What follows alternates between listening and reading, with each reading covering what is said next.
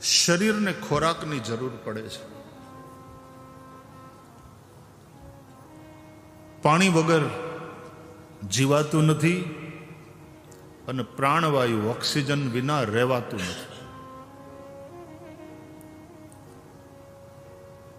ખાવું પીવું શ્વાસ લેવું આ કોઈ હોબીની વાત નથી, એ જીવનની અનિવાર્યતા છે.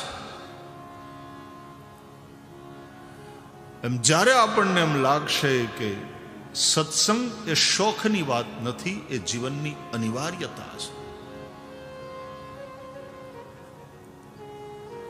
ત્યારે સત્સંગનો મહિમા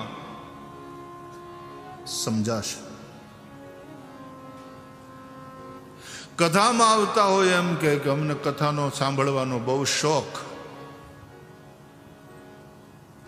ન આવતા હોય એ લોકો ઘણીવાર એવું કે અમે એ બધામાં નથી માનતા.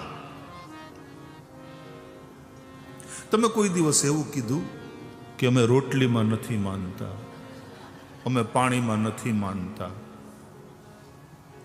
શ્વાસ લેવાની અમને હોબી નહીં, અમને શોખ નહીં? આવું ક્યારેય અને એવું બોલે તો એ બેવકૂફ ગણાય. વાલા, સત્સંગ આપણા માટે અનિવાર્યતા છે. કરહી સદા સત્સંગ, તુલસીદાસજી કહે છે. આ સદા શબ્દ શું કામ લગાડ્યો હશે? અરે અન્નની બાબતમાં તો કદાચ તમે ક્યારેક નકોરડો ઉપવાસ કરો, એકાદશીનું વ્રત હોય, અમે કાંઈ નથી ખાતા, અને એ વ્રતનો મહિમા, તમે એક દિવસ રહી શકો ભૂખ્યા.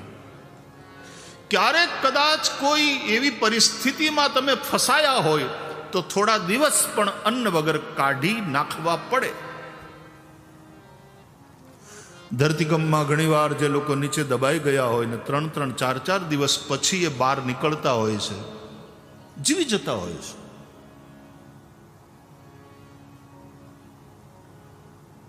નહીં અનાજ, નહીં પાણી. નિર્જલા એકાદશીના દિવસે લોકો આખો દિવસ પાણી વગર રહી શકે એવી તપસ્યા છે. પણ પ્રાણવાયુ વિના કોઈ આખો દિવસ કાઢી શક્યો હોય એવો દાખલો હોય તો બતાવો. ભગવત કથા એ જીવનનો પ્રાણવાયુ છે.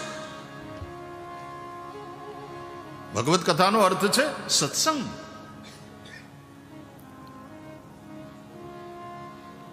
મનને સતત માંજતા રહેવું પડે છે, નહીં તો મન બગડે છે, અને મન બગડે જીવન બગડે. આપણે ત્યાં ગુજરાતમાં આપણે અમુક એવી સેઇંગ, એવી કહેવતો બનાવી છે.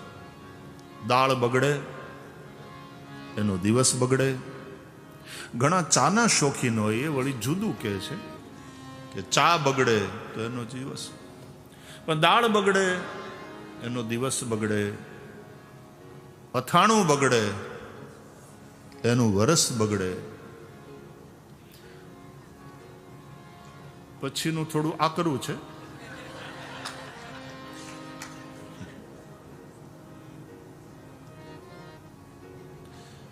એટલે જેની ઘરવાળી બગડે, અને ઘરવાળી જ નહીં, ઘરવાળો પણ એમાં આવી જાય, કારણ કે લાઈફ પાર્ટનરની વાત છે ને. અને આપણે બેલેન્સ કરીએ ત્યારે બહેનોની બહુમતી છે અહીંયા, એટલે લાઈફ પાર્ટનર એ બગડે તો એનો ભાવ બગડે, પણ મન બગડે એટલે મનખો બગડે. અને એટલા માટે જ વ્યાસ ભગવાન કહે છે, એતસ્માદ અપરમ કિંચન મનઃ શુદ્ધ્યૈ ન વિદ્યતે. ભગવત કથા જેવું મનને શુદ્ધ કરનારું બીજું કોઈ સાધન નથી.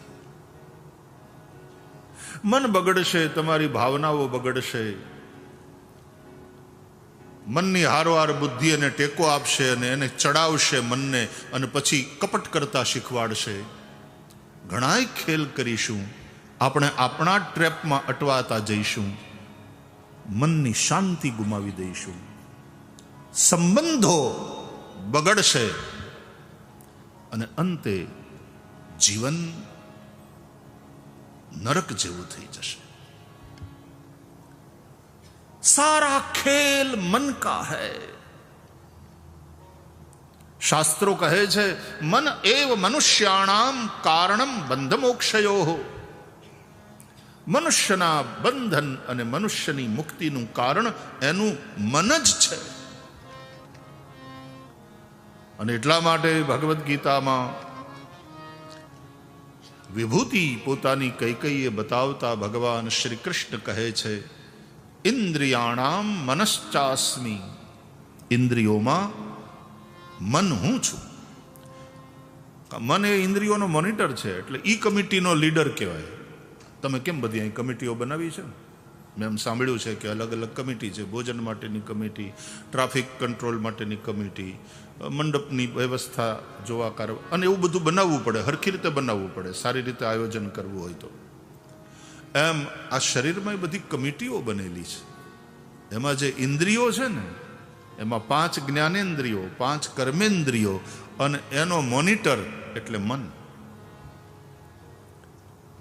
અને જેમાં જે શ્રેષ્ઠ છે એ ભગવાનની વિભૂતિ છે. જળાશયોમાં સાગર સૌથી શ્રેષ્ઠ છે. સાગરની પાસે જેટલું પાણી છે એટલા બીજા કયા જળાશય પાસે છે? અને એટલા માટે ભગવાન કહે છે સરસામસ્મિ સાગરમ. જળાશયોમાં સાગર સમુદ્ર હું છું. સ્થાવરાણામ હિમાલય. પર્વતોમાં હિમાલય હું છું. એવરેસ્ટની ચોટી ઉપર પહોંચવા માટે દુનિયાના કેટલાય પર્વતારોહકો ઉત્સુક હોય છે, અને એવરેસ્ટ સુધી જઈ આવે તો એને ખાતે એક બહુ મોટો રેકોર્ડ, એક મોટી ઉપલબ્ધિ એને ખાતે નોંધાય. એ જ રીતે ભગવાન કહે છે ઇન્દ્રિયાણામ મનશ્ચાસ્મી. ઇન્દ્રિયોમાં મન હું છું. તો મનનો આટલો મોટો મહિમા છે. મન પ્રસન્ન હોય તો કેવું, હેવ એ ગુડ ડે એવું કહો ને તમે બધા. જૈન પરંપરામાં એવું પૂછવાનો એક રિવાજ, શાતામાં છો?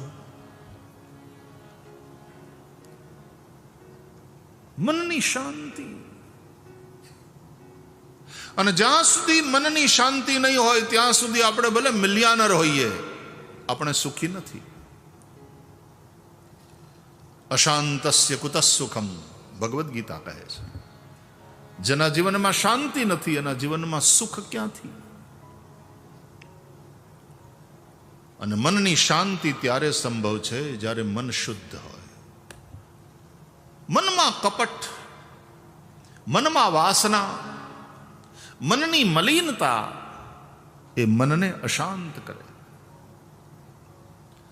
સંપૂર્ણ વિશ્વની અંદર વ્યક્તિથી માંડી, પરિવારથી માંડી, સમાજથી માંડી અને વિશ્વ પર્યંત આવશ્યકતા છે શાંતિની. અને એટલા માટે આપણે ઉપનિષદના મંત્રોના અંતે 3 વાર બોલીએ છીએ ઓમ શાંતિ શાંતિ શાંતિ. ઓમ સહનાવવતુ સહનૌ ભુનક્તુ સહ વીર્યં કરવાવહૈ તેજસ્વિનાવધીતમસ્તુ મા વિદ્વિષાવહૈ. ઓમ શાંતિ શાંતિ શાંતિ. ઓમ પૂર્ણમદઃ પૂર્ણમિદં પૂર્ણાત પૂર્ણમુદચ્યતે પૂર્ણસ્ય પૂર્ણમાદાય પૂર્ણમેવાવશિષ્યતે. ઓમ શાંતિ શાંતિ શાંતિ.